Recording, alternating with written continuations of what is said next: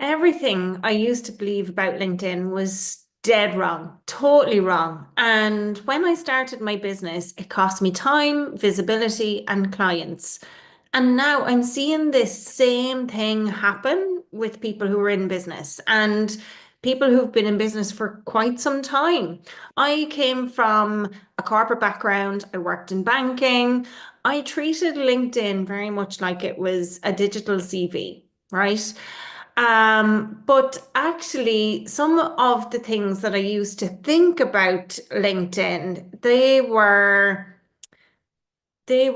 what's the right way of saying this? They were actually holding me back because it's what felt appropriate at the time and it cost me in so many different ways. So, for example, I'm going to share with you 10 things. I've literally written down a list, 10 things that used to be true for me on LinkedIn that maybe you'll find as I go through the 10 things might be true for you today.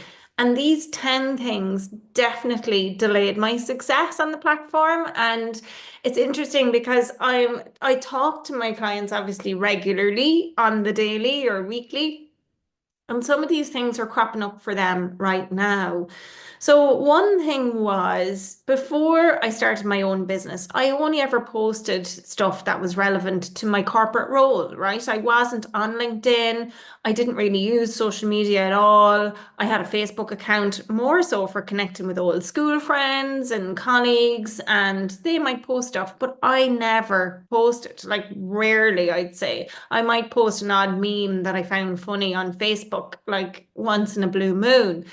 Or on Instagram, I had a private Instagram account that I was connected only to a handful of people who were my closest friends and my family. And I would share pictures of my family and kids with my closest friends and family. And it was a closed private face Instagram page. That was it. On LinkedIn, I would go to networking events and I would post things related to work. So, for example, sometimes we might go to, when I worked in the bank, we would go and do promotional events in different companies. Our goal was to try and acquire new clients. So, we would do lunch and learn type events. Or we would go and do put up a stand in a big company and we'd be available during lunchtime for people to come up and have conversations with us. So I was marketing way back then and didn't even realize that's what I was actually doing. But when I was in the bank, that's what felt appropriate. But when I started my business, it cost me a lot insofar as that I used to only post for work and I never posted anything personal. I wasn't aware about who my audience was on LinkedIn. I had my really professional banky voice and tone going on because we'd had LinkedIn training in the bank and we were told that, anything you say on LinkedIn is a reflection on the bank and yada yada. And so we had to be really careful. But as a business owner, when you run your business and you own your business, and what I do now is I speak to the people I want to serve, not to my past colleagues or, and hello, past colleague, if you're watching, I enjoyed working with you and we no longer work together. If there's somebody who I could help, please steer them in my direction. I'd love to chat to them and it would be great to catch up with you too. So, it's not a case that I don't want to ever speak to the people that I was connected with before. It's just that they're not typically my ideal clients. If they're employees in the bank still, and that's who I used to be connected with, colleagues and clients. And a lot of the clients that I worked with in the bank, they're not my clients today. I'm not talking to them anymore. And when I started my business, I was so fearful about what they would think. I was so fearful of being judged by the people that I used to work with. But those people are not my ideal clients, and I'm not speaking to them anymore. So that's what it cost me. It delayed me in speaking to my ideal client. And at the end of the day, that's not who we need to speak to. So if you're worried about your past colleagues or clients and the fearing that they might judge you or whatever, forget about them and speak to your ideal client. So that's the first one. The second thing was I never got personal. So, like I said, Facebook, Instagram, my Instagram page was private. My Facebook page, I posted memes, that was it. But on LinkedIn, I would never even think or dream about posting anything like that.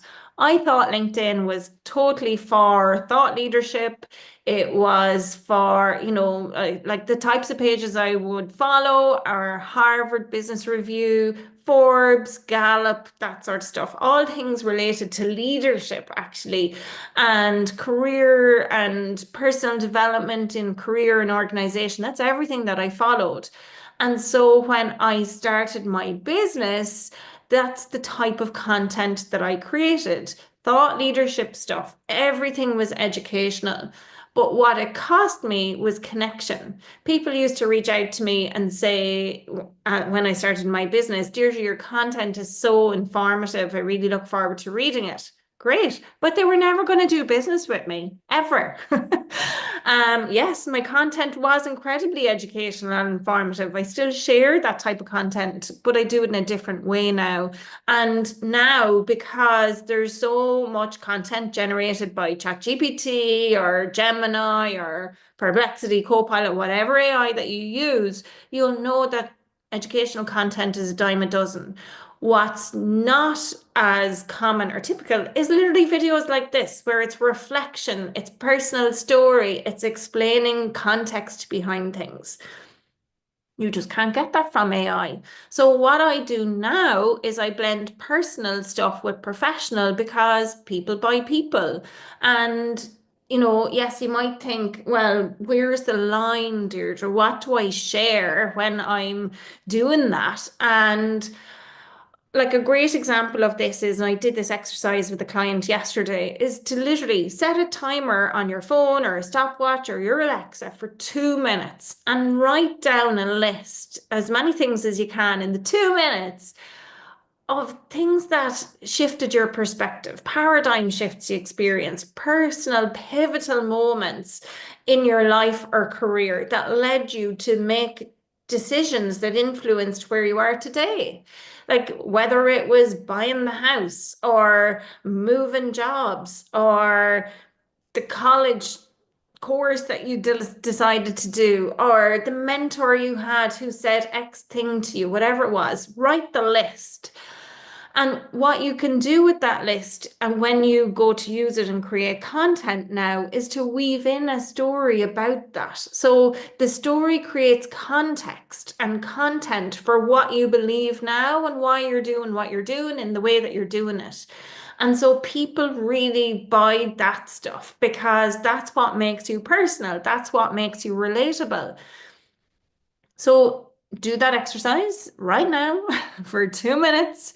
Let me know what came up for you or if something came up for you. Because educational stuff, and this is interesting as well, in 2025 at the start of the year, very often a lot of the marketing publications will discuss and share what they believe are going to be trends. So at the end of 2024, here's what's going to trend in 2025. You're going to see this at the end of 2025 for 2026. It happens every year. But one of the things that they said was not going to work was educational content.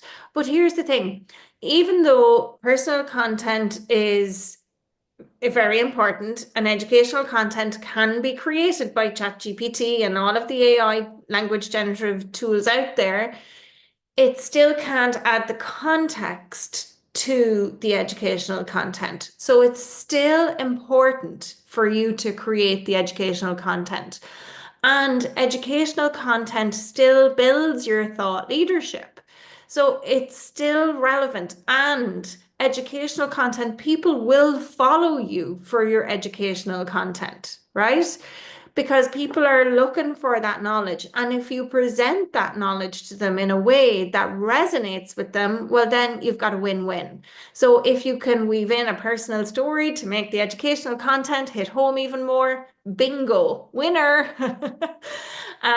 Yeah, and what you're doing is you're helping people buy from you at the same time as teaching them something new.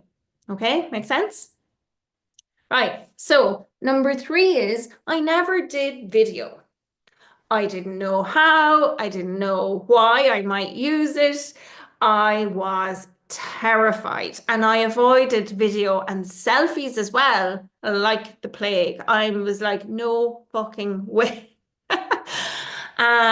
I even as I'm recording this, I can't see my camera. So like I just can't look at myself when I'm recording stuff. I have a podcast, hate the sound of my voice, right? Go and check out the Master Your Business podcast. People tell me it's great. We've got video on there, it's on YouTube and all of the stuff, but I don't watch it back. I don't listen to it back. And part of the reason why is because, like so many people, you're afraid of being visible. Afraid, I used to be afraid that I would say something that wasn't professional, or that I might use too many fillers like ums and ams or so, right? Like these are the things that I say a lot. So I was concerned about how that would be perceived by others. Now I'm like, fuck, I don't care. And I thought that this would really, I thought it might damage my credibility if it wasn't polished enough. But now what I realize is the more that you show up authentically with selfies, with videos, the more that people can connect with you, the more that they get a sense of what you're actually like. And what it ended up costing me was that trust and reach and visibility. LinkedIn right now, if you're not doing video on LinkedIn right now, you're absolutely missing those three things: trust, reach, and visibility. So, what I do now is I use video as a shortcut to connection. And always, I'm so imperfect, but I take imperfect action, and imperfect is better than invisible every day of the week. So, if you're not doing video on LinkedIn, I would encourage you to do it. If you've got a personal brand, so what I mean by that is on LinkedIn, if you're posting content under your personal page, but maybe you're resharing everybody else's content, or you're only ever sharing graphics or carousels or things like that, if you're never sharing photos of you or videos of you, you are absolutely missing a trick, because people don't buy from faceless companies. They want to see that you're a real person. And interestingly, more and more, what I'm seeing people ask the questions of or being accused of is this a real account or is it an AI account? That's coming up more and more. So make sure that you're showing your face and that you're doing video so people know you are a real person. And this is the reality we live in right now. Okay. So number one, I used to only post for work and it was all banky stuff. Number two was I never shared anything personal. And number three was I never did video or shared selfies. Okay, number four is I kept my tone super professional. So when I started on LinkedIn for my business, I used to get my sister to read all my content to make sure it was okay. Now, my sister works for JP Morgan and she's worked in comms roles and she's written books. So I really valued her opinion. But she polished me into such a professional stuff that my content was golden. Yes, it was educational and highly professional, but it wasn't me. It wasn't my tone of voice.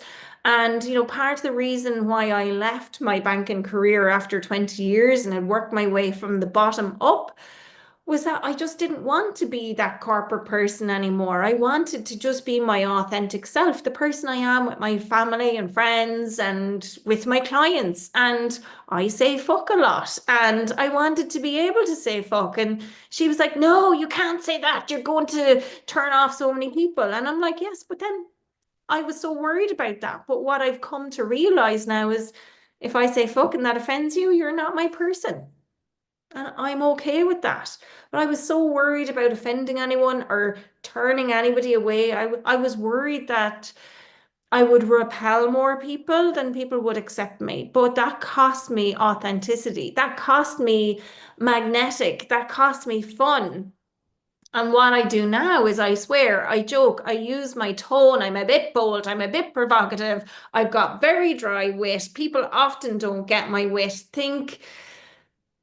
Big Bang Theory, right? That's the kind of wit that I love. Like that show me, I just sit there and watch that show and I laugh at the witticisms in it. I love it. So it's like I tell dad jokes, and that's just my personality. But I enjoy having conversations with people like that. But I thought on LinkedIn I couldn't have conversations like that, that I just had to show up so perfectly professional and polished.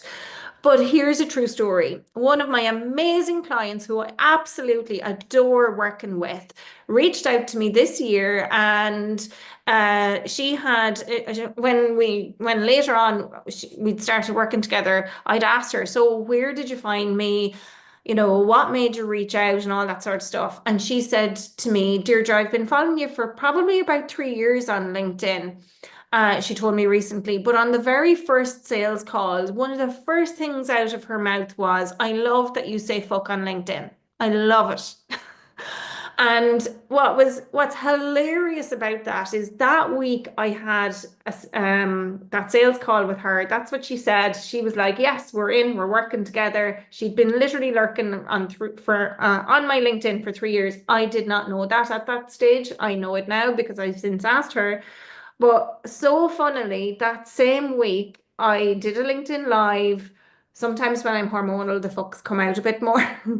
But I literally got a DM on that same week on the Friday from someone. And what that person said to me in my DMs was, your content was great, but you said fuck too much. And it was a bit of a turn off for me. And I'm like, oh God, you're not my person. I'm sorry if you don't like that. Another one of my clients, somebody who came to my masterclass a while ago, amazing client in my Million Eyes program, in my Million Eyes Mastermind. And he said to me, Deirdre, actually, when you were on your masterclass and you swore, it was so refreshing. It was so refreshing because that's how I speak to everyone. That's how I speak generally, but I don't do it on LinkedIn.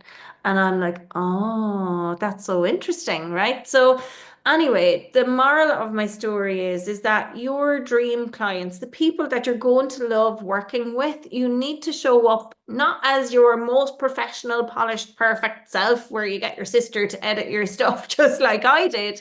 You need to show up as you. You need to show up in the same way, ideally, that you talk to your friends and talk to your family, because then you're going to attract your ideal fit clients, the people who get you. And at the end of the day, that's what's most important, right? And you're going to have fantastic relationships with them because they're your dream fit clients. Okay, number 5 is I followed the post 2 to 3 times a week advice on LinkedIn for probably the first year of my business. And I don't know where I heard that strategy. Like, but everybody seems to know it. It seems to be just out there. Post 2 to 3 times per week on LinkedIn. But what that cost me was momentum, learning. And so what I say to my clients now is posting 2 to 3 times on LinkedIn is great on a company page. And I think maybe that's where that came from initially, was for company pages. Most people on LinkedIn actually have personal brands. And what I see the gurus do on LinkedIn, some of them post 3 times per day. Seriously, per day on LinkedIn. Now, I don't recommend that. I think, oh, that's their job. They're like LinkedIn gurus and experts, and they're promoting LinkedIn and doing all the things to try and get business on LinkedIn. What I recommend that you do is that you post as often as you can on LinkedIn to begin with, because I think the quantity that you post on LinkedIn can help you improve the quality. And once you figure out what is good quality content for your clients, using the quantity, the data, and the metrics to inform you, what you can do then is you can cut it back because you know what you're posting is going to resonate. But if you only post once a week on LinkedIn, that's 52 bits of data. If you post 7 times a week, that's 365 bits of data. I think I'd rather make an informed decision on what I'm going to post about on LinkedIn based on 365 bits of data rather than 52. Would you? Hmm? Let me know your thoughts. But what I do now is I post when I have something valuable to say or when I have something valuable to add, which is pretty often, I think. But it's like it's my opinions, it's my learnings, it's my insights, it's things that I know will motivate people, it's things that I know are going to support people. It's things that I believe my ideal clients need to hear and want to hear, and things that will help them get a step up or move forward if they're stuck, get some traction and a bit of momentum, whatever. Okay, number six is I wasn't consistent, even when I was posting two or three times per week. And the reason why was I didn't really have a plan. I had no strategy per se. I had no accountability, yes, to myself to post two or three times per week, but sometimes I'd post twice a week, sometimes I'd post three times per week. If I got really busy in client delivery work, that's when it got really inconsistent. I tried to use scheduling tools. I used Canva's own tool to post. I used Buffer and different tools like that. But sometimes the posters wouldn't publish. And at the time when I started my business, LinkedIn didn't have its own scheduling tool. So if in case you're not aware, in LinkedIn, you can actually schedule your content directly in LinkedIn right now. You don't need a third-party tool or app to do it. And it doesn't affect your performance. It doesn't influence how much reach you get or any of that stuff. But not posting consistently affects audience trust. It can affect the data that you get back from your metrics because you're not consistent. So month on month, it's also affecting your growth. Now, I have fallen off the bandwagon, I have to admit, with my LinkedIn lives of late. I was unwell in April and I just needed to take a break from doing them. I had long COVID and loads of other things going on. So it totally affected me. I have a very personal podcast coming out around this and some of the things that I had to do to get myself back on track. So, yes, consistency is important, but you should never sacrifice your health for your business or your well-being or anything like that. So I put my health first in that instance. But generally speaking, I'm super consistent. I've been doing LinkedIn Lives every Friday for, oh, I want to say the best part of a year now. And what else? Yeah, I'm posting 5 to 7 times a week.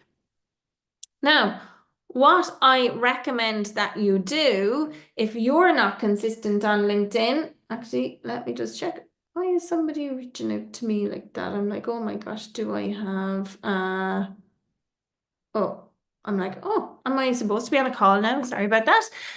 What I do now is I make content a consistent part of my rhythm, and it's totally non-negotiable. And some ways to do that and to make that happen is to repurpose content. So whether it's for my podcast, where I create a long form video, just like this, it also has audio that gets uploaded to Spotify and Apple. So for the Master Your Business podcast, if you've never heard of it before, go and check it out. I've had some incredible guests, I kid you not. And we've even done one about video recently with Kerry Barrett. It was amazing. So you can create long form content. That content can be broken down into short form content. It can be broken down into emails, carousels. You can repurpose all of the things. So you don't need to keep reinventing the wheel because at the end of the day, marketing is a lesson in memorability. You need to show up and talk about the same thing dozens of times. It can take people between 7 and 18 times to hear the same thing for it to finally click. So show up consistently as best you can. So I would say find a frequency or rhythm that works for you.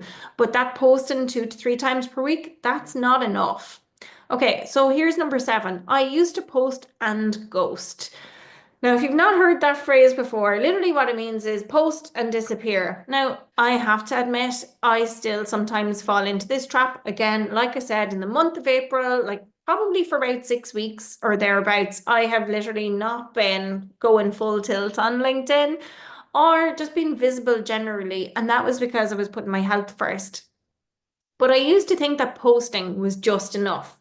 And what I mean by that is I will create my content daily. When I was doing it like that, 7 days, and I was on the quantity, get the engine whirring as such, and get it out there. But what I discovered was that that visibility on its own was not enough. And I wasn't engaging on other people's content. So what it was costing me was that I wasn't creating relationships with the people who were engaging on my content. And that was costing me opportunities.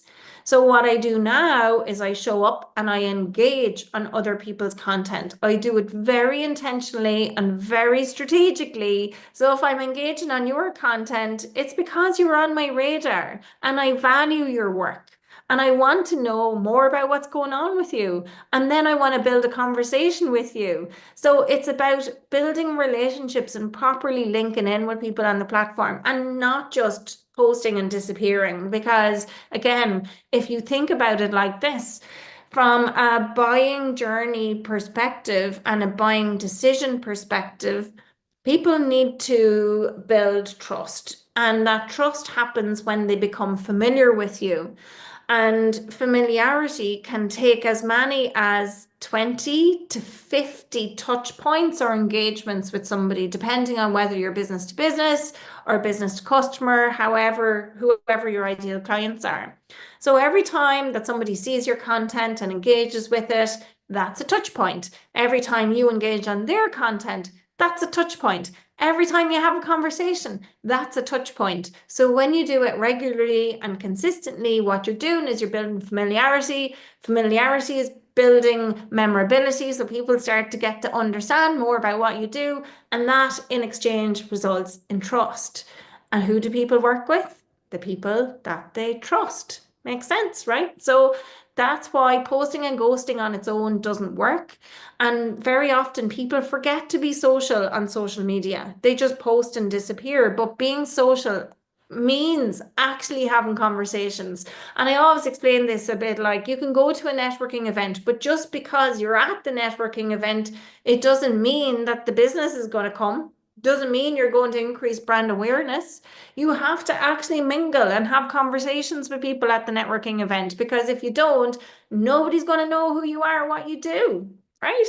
So get yourself out there and start getting social on social. Number 8, comparison. Oh my God, comparisonitis is a total freaking disease. I used to compare myself to everybody else, and I didn't know what my own lane was, which was part of the reason why. And what that led me to do was to spin in my head, going, I should be doing this. I should be doing that. Am I missing this opportunity? Is there a better option over here? What am I missing out on? So I had this FOMO and FOBO, right? Fear of better options, fear of missing out. And I probably had fear of doing anything. It probably made me spin and just get stuck. But actually, what I was doing, I was comparing my chapter 1, chapter 2, chapter 3 to other people's chapter 21, 22, and 23. And what that cost me was an incredible amount of confidence. It cost me traction because I was stuck in that fear and not moving forward. And it also cost me consistency. So what I do now is I focus on my journey. There's no behind when you're aligned, right? So I'm just looking at my journey. Where am I at and who am I showing up for? And in the way that I show up. And nobody else really matters so long as I'm showing up for my ideal clients. And when I'm showing up and I'm giving them things of value, nothing else matters. It really doesn't.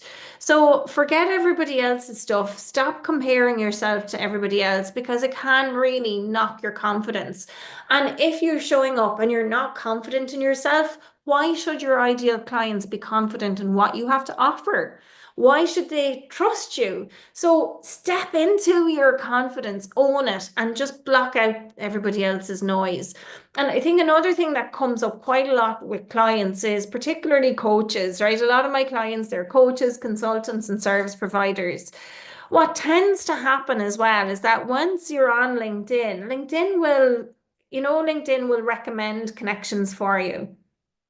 Well, very often those connections are people who've gone to the same university or college as you, they've done the same training course as you, or they're in the same groups as you. So they tend to be people who are just like you. And LinkedIn's algorithm used to measure when and still sends you this stuff underneath behind the scenes. So it used to do what was called a social selling index, and it was how many of your peers connected with you. And if your peers connected with you, it ranked you higher on the social selling index.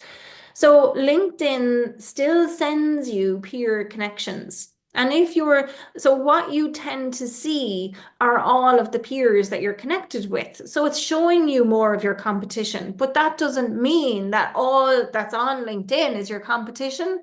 It just means that that's what you're seeing because that's what the algorithm is pushing to you. Now, here's case in point example of this.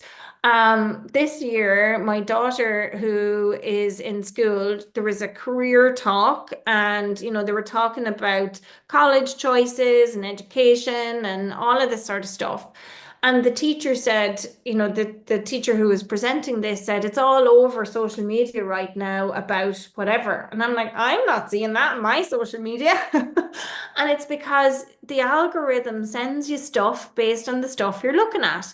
And LinkedIn's algorithm does exactly that. And it sends people to you who are just like you. So, however you filled out your experience, your skills, all that stuff is sending people to you who are just like you.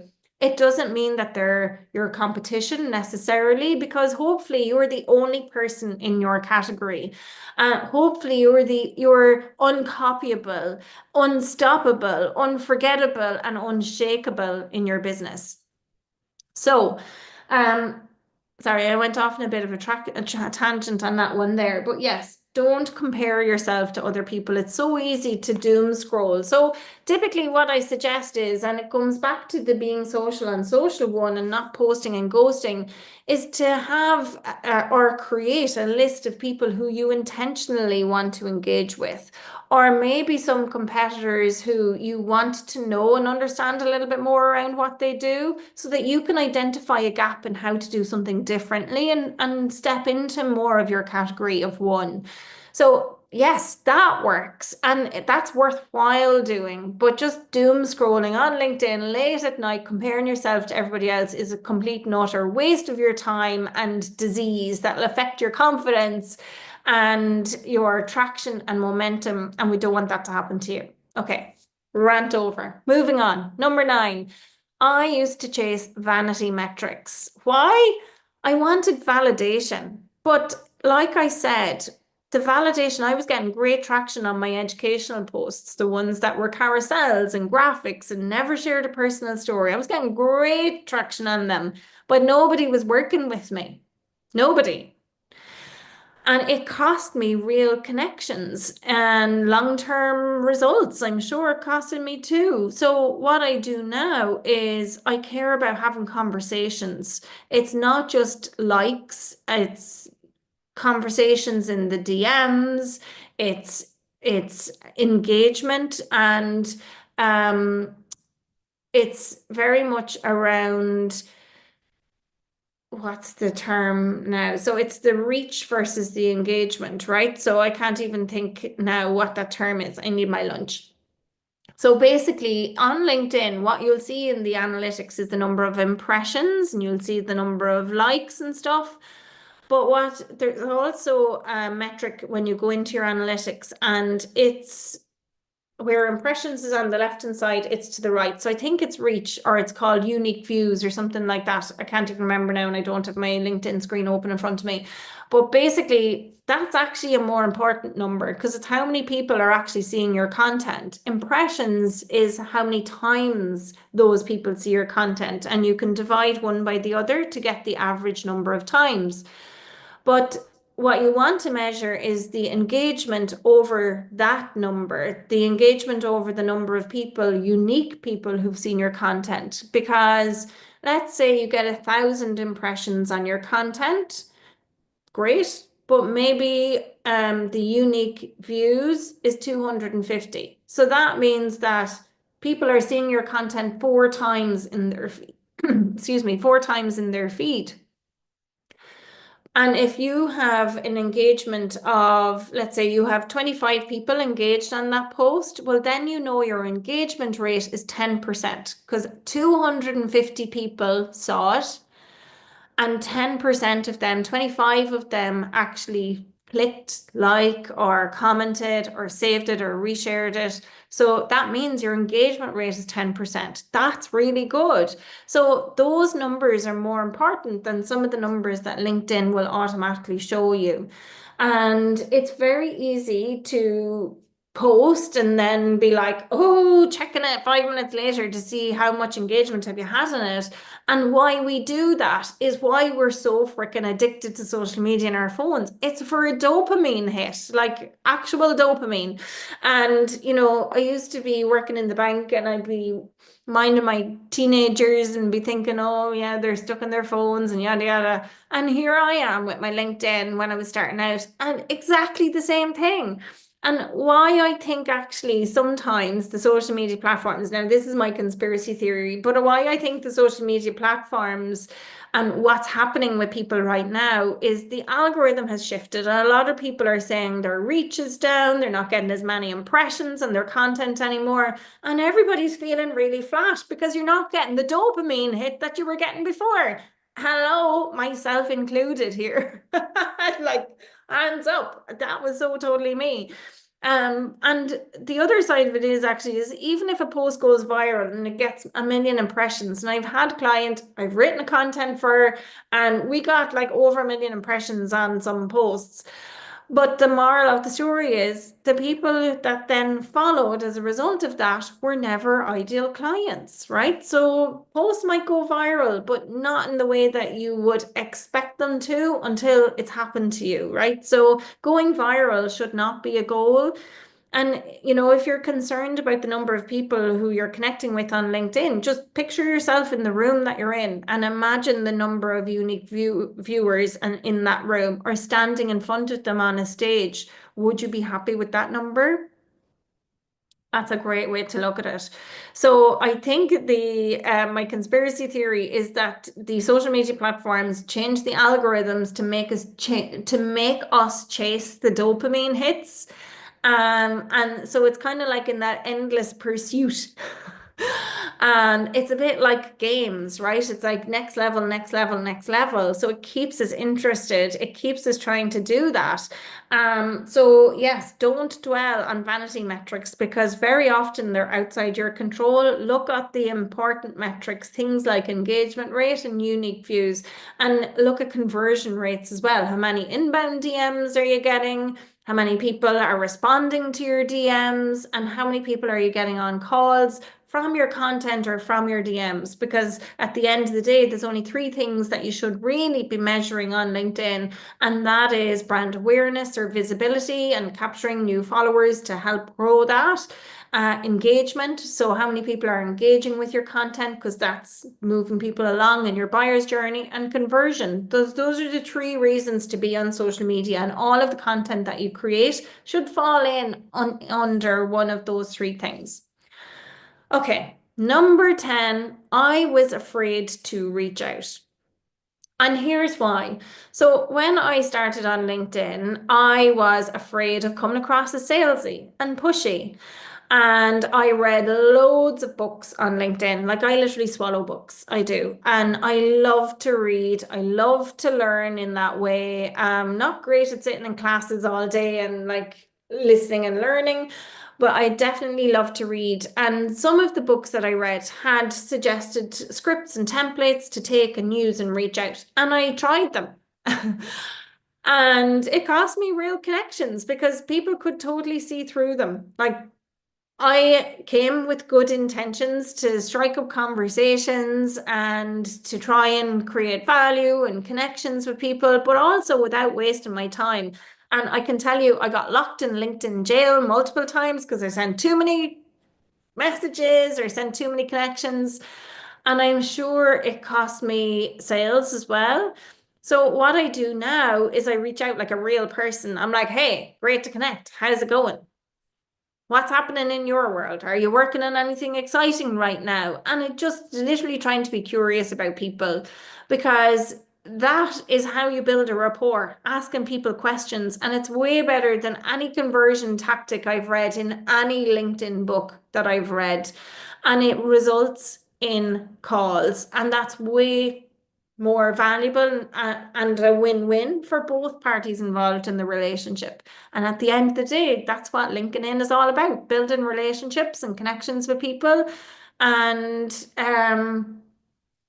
yeah, don't be afraid on LinkedIn is what I would say. And I think if you're afraid to reach out and fear being salesy, just don't sell. Like I call it pitch slapping. Don't pitch slap people because that's so repelling. Like I don't know about you, but I have a YouTube channel for my podcast and it's called the Master Your Business podcast.